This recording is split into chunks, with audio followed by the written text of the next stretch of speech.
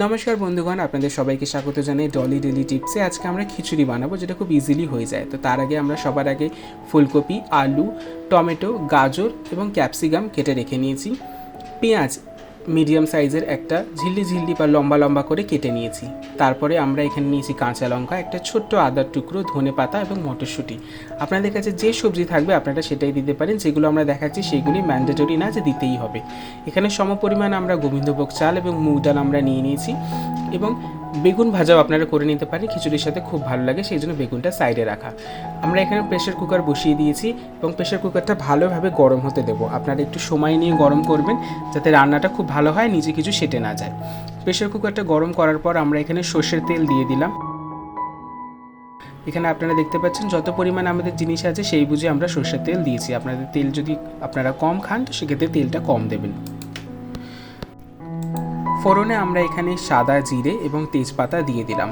ফোড়নটা ভালোভাবে হতে দেব এবং তারপর আমরা এখানে পেঁয়াজ কুচিগুলো দিয়ে দিলাম। এটা আমরা মিডিয়াম ফ্লেমে রান্নাটা করছি, হাই ফ্লেমে করলে ফোড়নের অংশগুলো কিন্তু পুড়ে যেতে পারে। পেঁয়াজটা দিয়ে দেওয়ার পর সেটা আমরা একটু ভালো করে নেড়ে ছেড়ে নেব, যাতে খুব সুন্দরভাবে পেঁয়াজটা ছড়িয়ে যায় এবং হালকা হালকা গোল্ডেন ব্রাউন হয়ে যায়। বেশি আমরা ভাজবো না, কারণ এটা আস্তে আস্তে স্লো কুক হবে। তারপর আমরা যে জিনিসটা এটার মধ্যে দিয়ে দেবো, যে সবজিগুলো, সেটা হচ্ছে ফুলকপি এবং আলু। এই জিনিসগুলো সেদ্ধ হতে একটু সময় লাগে, সেই জন্য আমরা সবার আগে দিয়ে এটা আস্তে আস্তে ভাজতে থাকবো এবং তারপরে রান্নাটা বিল্ড আপ করবো। এই জিনিসগুলো ভেজে নেওয়ার পর যে জিনিসটা আমাদের সবার আগে লাগবে সেটা হচ্ছে, আপনারা দেখতেই পাচ্ছেন, চাল এবং ডালটা।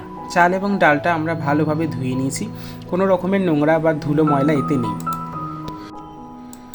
আপনারা চাইলে 2-3 বার ধুয়ে নিতে পারেন এবং শেয়ার করবেন যাতে কোনো রকমের নোংরা না থাকে। এবং চাল ডাল ধোয়া জলগুলো আপনারা যে কোনো ফুল গাছে দিতে পারেন, এতে কিন্তু ফুল গাছের ফুলের যে ফলনগুলো সেটা খুব সুন্দর হয়।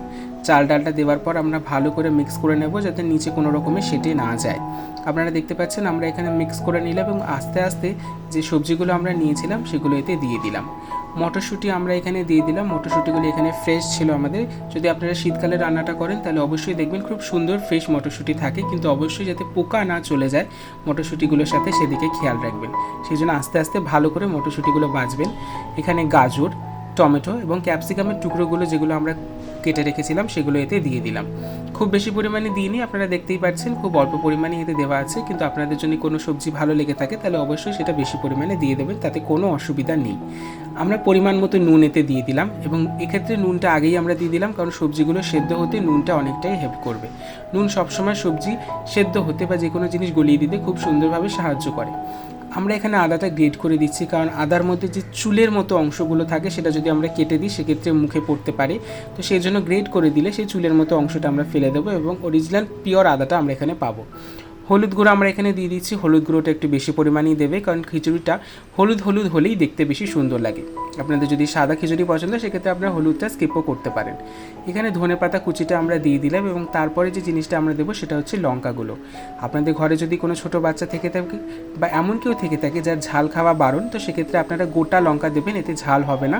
কারোর দরকার পড়লে সেই লঙ্কাটা ডলে খেয়ে নিতে পারে। বা আপনাদের যদি ঝাল খেতে অসুবিধা না হয় সেক্ষেত্রে আপনারা লঙ্কাগুলো কেটে কেটেও দিতে পারেন। এক্ষেত্রে কিন্তু খিচুড়িটা একটু ঝাল ঝাল হবে। তো আপনাদের স্পাইস লেভেল অনুযায়ী আপনারা জিনিসটা দেবেন। কিছুটা পরিমাণে আমরা এখানে চিনি দিয়ে দিলাম, এতে স্বাদটা একটু ভালো হবে। খুব বেশি দিইনি, একটু অল্প পরিমাণে। আমরা দিয়ে দেবো এবার জলটা আপনারা গরম জলও ব্যবহার করতে পারেন এবং এমন পরিমাণে জলটা দেবেন যাতে সবজি এবং চাল ডালগুলো ভালোভাবে ঢেকে যায়। বেশি জল দেবেন না, সেক্ষেত্রে কিন্তু প্রেশার কুকিং করার সময় জলটা উপর থেকে বেরিয়ে আসতে পারে। ঠিক এই পরিমাণে জলটা দেবেন যাতে সবজিগুলো ভালোভাবে ঢেকে যায়। বন্ধ করে আমরা রেখে দেবো এবং 3টে সিটি দেওয়ার পর আপনারা দেখবেন জলটা একদম শুকিয়ে গেছে এবং খুব সুন্দর একটা অ্যারোমা বেরোচ্ছে এবং খিচুড়িটার যে চালগুলো ছিল সেগুলো খুব সুন্দর জুসি লাগছে। এখানে ভাজা মশলা এবং ঘি আমরা দিয়ে দেবো। আপনারা চাইলে পুরো রান্নাটাই ঘিতে করতে পারেন বা আপনারা ওপর থেকে ঘি দিলে যে কাঁচা ঘিয়ের গন্ধটা আসে সেটা খুব সুন্দর লাগে। ভিডিওটা আপনাদের কেমন লাগলো আপনারা আমাদের কমেন্ট করে জানান এবং সাবস্ক্রাইব করতে ভুলবেন না। সাবস্ক্রাইব করার জন্য কোনো রকমের অ্যামাউন্ট আপনাদের পে করতে হবে না। ধন্যবাদ।